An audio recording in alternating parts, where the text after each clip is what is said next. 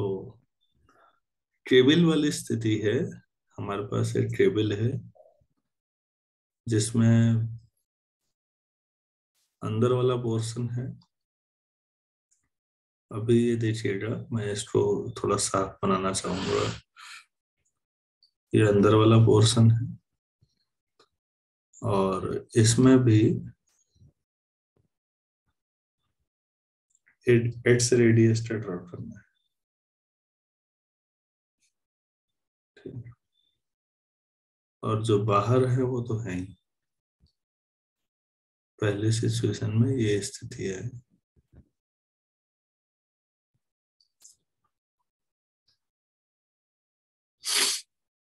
कि जो ये वाली दूरी है ये एक्स से है, तो ये वाली दूरी है कितनी है, ये वाली दूरी ए है, ये वाली बी है और सबसे बाहर सी है। क्या ऐसे ही लिखा हुआ है? हाँ सर।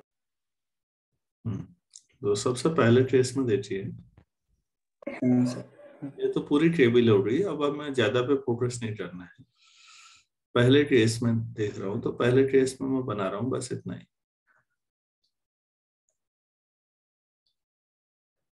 ये एट से रेडियस था और ये था। करंट पास हो रही है और हम मान के चल रहे हैं करंट डेंसिटी यूनिफॉर्म है। लिखा है ठीक, नहीं लिखा है तो लिख सकते हैं आप।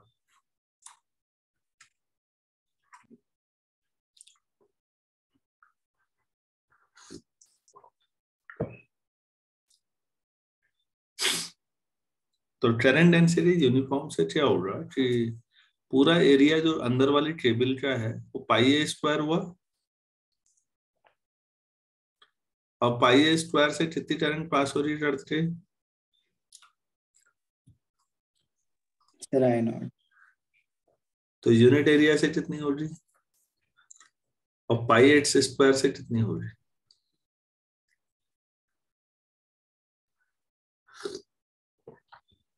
समझ में आ रहा सर होगा? यूनिट। हाँ सर।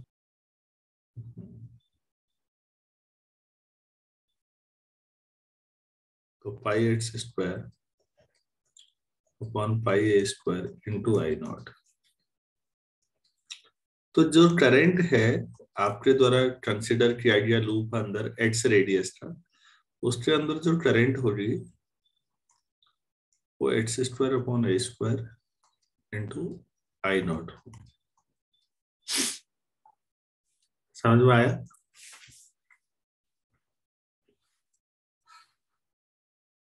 हाँ सर।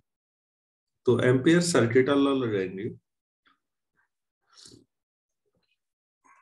तो बी डॉट डीएल तो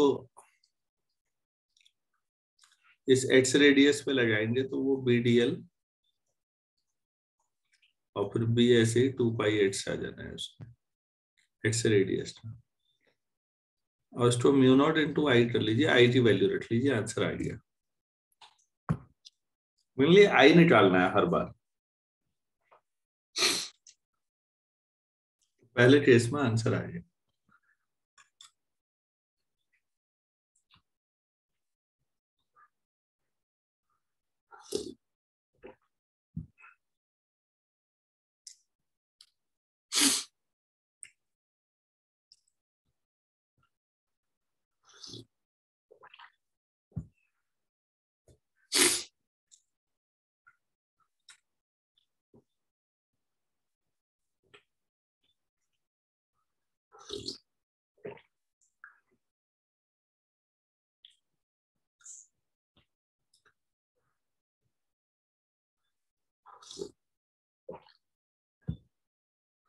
क्या ये अच्छी तरह क्लियर हुआ? कोई डाउट है तो बोलिएगा प्लीज।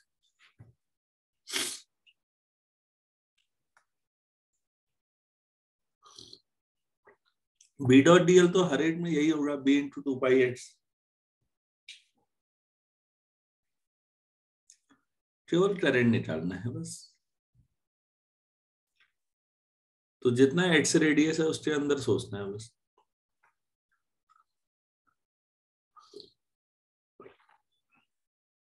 थर्सडे में समझा पाया इसको? हाँ सर। अगले में क्या है देखिए, हम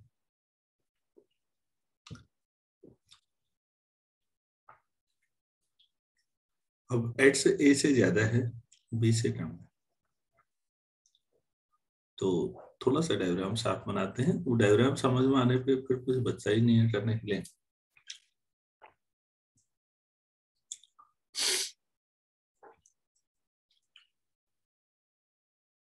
इस बार अंदर वाली जो टेबल है पूरे ए रेडियस वाली, वो तो है ही। बाहर वाली टेबल है बी और सी ना, एट्स जो है ए और बी के बीच में। अच्छा, इसे एट्स मान लीजिए,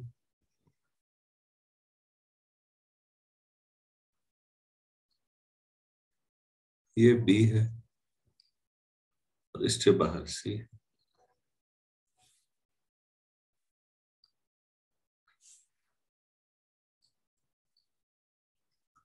आप ही बताइए, एक्स रेडियस के अंदर टोटल करंट कितनी होगी इस पर?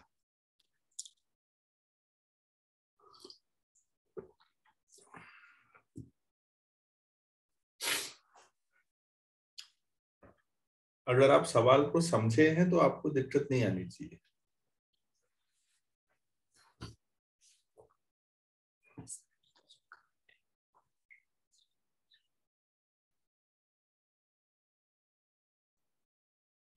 हेलो सर आई नॉट से 2i0 के बीच में।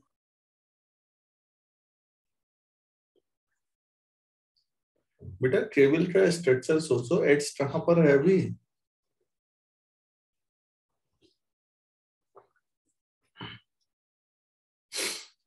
और इसका मतलब क्वेश्चन समझा ही नहीं आपने। ये ए था जिसके अंदर करंट, ये टेबल थी, इसके बाहर ये आउटर लेयर थी।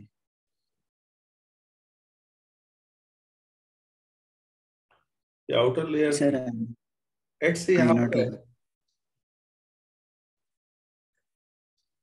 तो बात को समझ नहीं रहे हैं, इसका मतलब आप लोग। तो जो एक्स को सेंटर मानते हुए सर्कल बनाओगे आप, ऐसे डॉटेड लाइन से बनाए, तो इसके अंदर टोटल करंट कितनी होगी कह रहा हूं मैं?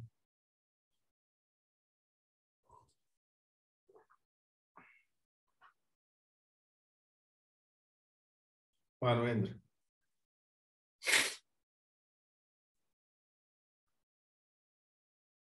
है यार, पूरा चैप्टर पढ़ाया और इतनी सी बात नहीं है समझना चाह रहे हैं। इसका मतलब जितने अंदर वाले में करंट होगी, अंदर वाली टेबल में, वही तो करंट है। करंट दो है ना, एक अंदर वाली टेबल में, एक आउटर सेल में। अभी एट से बीच में खोखले स्थान पर है, दोनों के बीच में। उसमें अगर आप इमेजिनरी सरफेस बना भी रहे हैं तो भी करंट तो केवल अंदर वाले में है बस।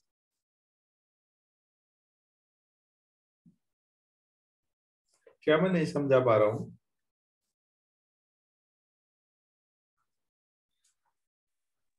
समझ गया सर। तो कितनी करंट होगी इस बार? Sir i0। आई नॉट बस।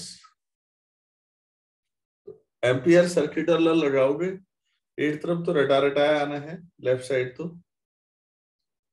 b into 2 pi x, right side mu into I naught. बस हो गया, b आ गया। करना क्या है इसमें? बेटा ध्यान से अगर इंसान सोचे तो कुछ है ही नहीं करने को। और अगर नहीं समझ में आ रहा है तो इसका मतलब मैं चीजें क्लियर नहीं करा पा रहा हूँ।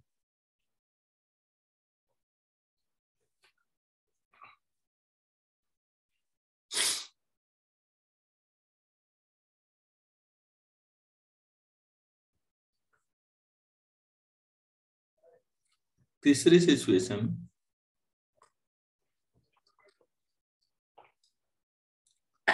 अंदर वाला ए है वो ठीक, बाहर वाला बी है ये भी ठीक।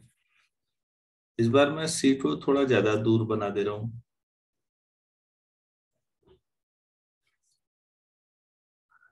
ये बाहर वाला सी है, इनके बीच में कहीं पर पॉइंट 8 से है, 8 दूरी पर।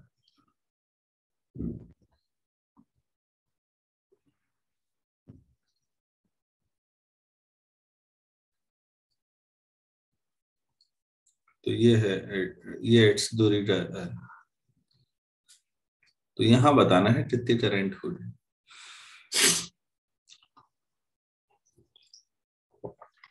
तो नेट करंट कितनी होगी बच्चों इस बार? अंदर वाली करंट और बाहर वाली करंट जो है बाहर वाले सेल में अपोजिट डायरेक्शन में है ना? हाँ सर। बाहर वाले सेल का एरिया कितना हुआ? Pi c square minus pi b square. इसमें कितनी करंट फ्लो होती है सर? I naught. तो यूनिट में कितनी होगी? और ये अंदर वाला कितना हुआ? पाई एक्स स्क्वायर माइनस इसमें कितनी होगी?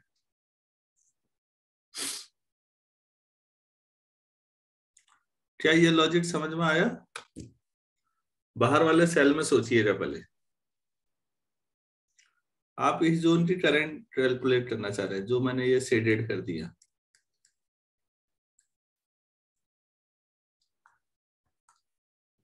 तो बाहर वाला जो सेल है उसका पूरा एरिया है pi c square minus pi b square, और उस एरिया से आई नॉट करंट जा रही है।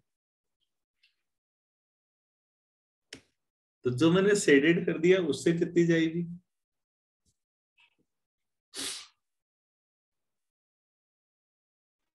तो X square minus B square upon C square minus B square into I naught. ये आई है इस बार, बस यही समझना है।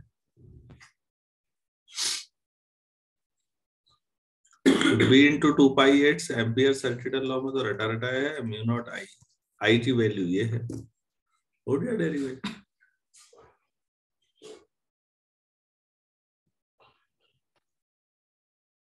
अरे जवानों, आया समझ में नहीं आया?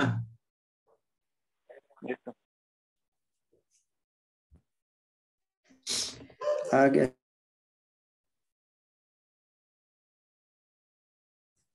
चौथे में बताओ फिर।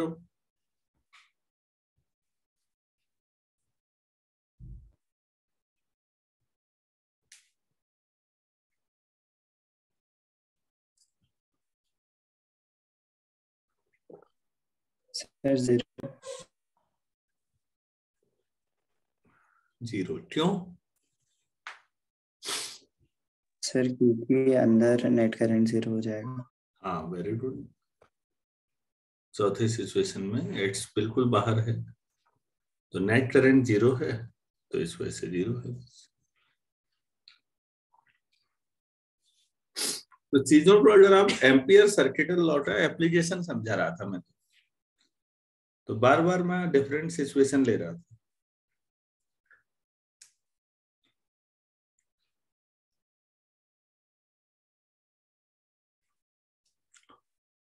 तो इसमें कोई भी स्थिति अगर आपको क्लियर नहीं हुई है तो प्लीज पूछिए,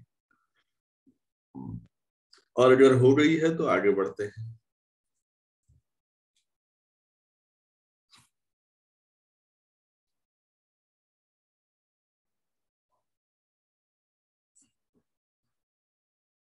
हो गया ना? हाँ सर।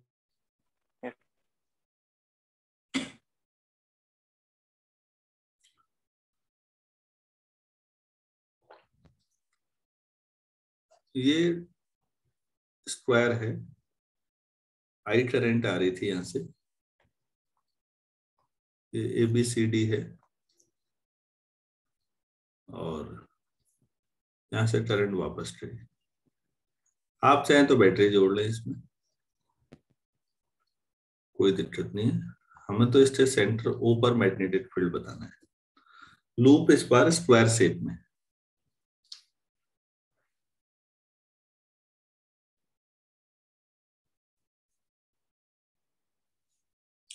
तो लिखिएगा, find the magnetic field find the magnetic field at the center of the square loop.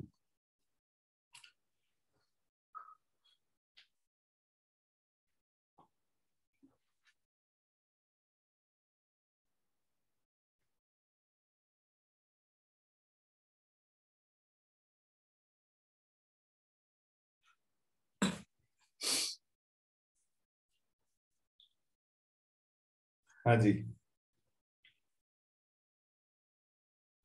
कैसे करें?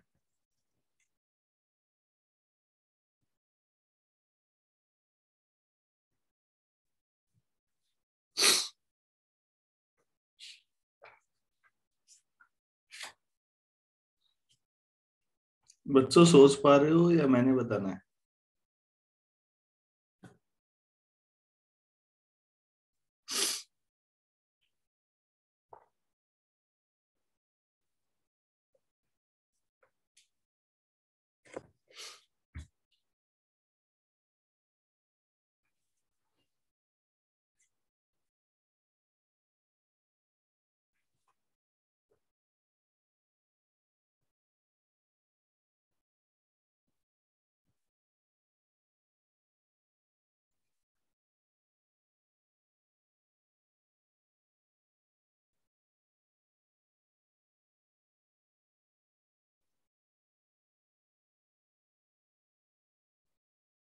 लो,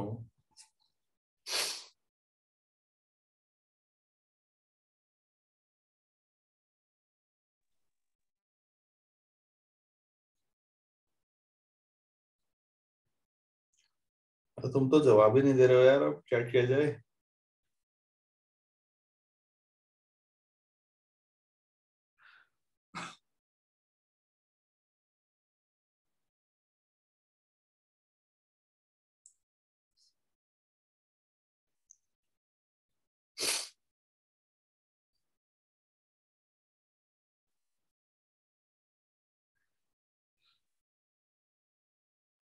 कार्तिकेय, क्लास में नहीं हो? हूँ सर। तो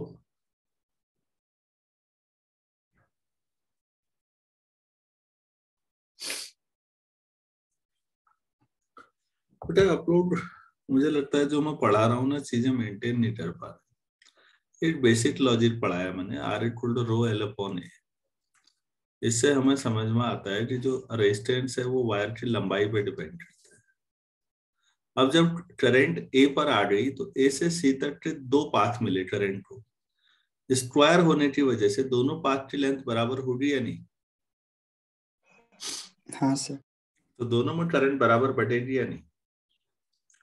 तो जो दोनों का रेजिस्टेंस यस। बराबर होगा। स्क्वायर होने की वजह यही है। अगर पाथ छोटे बड़े हो जाएंगे तो जो लंबा पाथ होगा उसका रेजिस्टेंस ज्यादा होगा, तो उससे करंट कम जाएगी।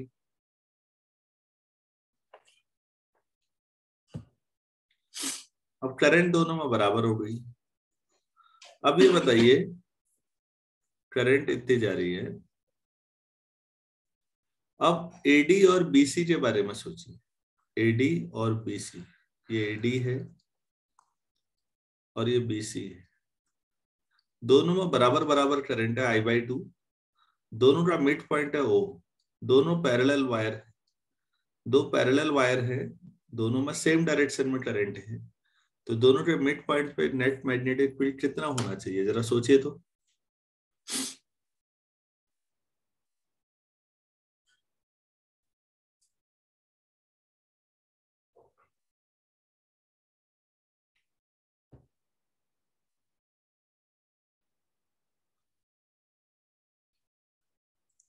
मानवेंद्र, आप कहीं चले गए क्या? ओ,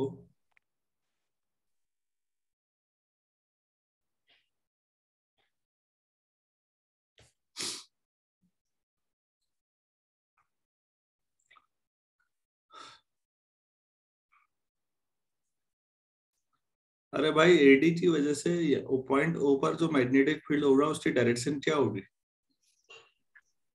है इनवर्ड। इनवर्ड। और बीसी की वजह से पॉइंट ओ पे आउट पर। दोनों से बराबर दूरी पर है, दोनों में बराबर करंट है यार, वैसे ही कॉमन सेंस लगा लो। तो नेट मैग्नेटिक फील्ड कितना आना चाहिए? 0। फिर बेटा पूरा चैप्टर पढ़ाने के बाद आप लोग इस तरह से बिहेव करेंगे तो मतलब कितना अच्छा लगेगा। मैं सोच रहा हूँ मैं क्या क्या सिखा दूं, आप लोगों का हाल इतना शानदार है। यही लॉजिक अब डीसी और एबी पे दे दो, वहां पे तो यही लॉजिक है। तो बताओ फाइनली सीधे नेट मैग्नेटिक फील्ड कितना होना चाहिए?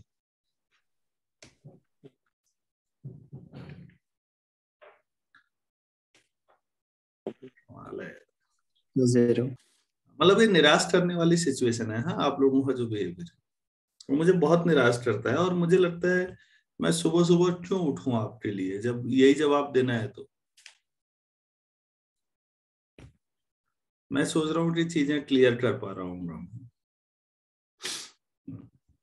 चलो खैर, तो ऐसे में आगे पढ़ाना अब उचित नहीं है अभी, आप लोग मेंटेन नहीं कर पा रहे।